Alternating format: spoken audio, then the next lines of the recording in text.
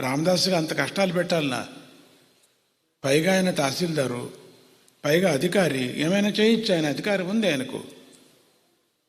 కానీ అక్కడ కొంచెం ఇన్ఫీరియర్ కాంప్లెక్ట్ వచ్చేసిన తర్వాత, అక్కడ ధర్మం కొంచెం విచారం వచ్చిన తర్వాత, నవాబు నువ్వు ఎందుకు రాముడిని కొలిచావు, అంతా నాశనం చేశావు అన్నప్పుడు తీసుకెళ్ళి జైల్లో పెట్టారు. రామదాసుని పెట్టాలనా? రామదాసు తప్పు చేశాడా? సర్వస్వం స్వామికి అర్పణ చేశాడు. అట్లా పాడుతూ మీ అమ్మ సొత్త, మీ నాన్న సొత్త పట్టుకొని కులుకుతున్నావే నువ్వు పాట పాడారు. అన్ని వేళ సొత్తులంతా నీకు చేయించలే, నేను తిన్నానా?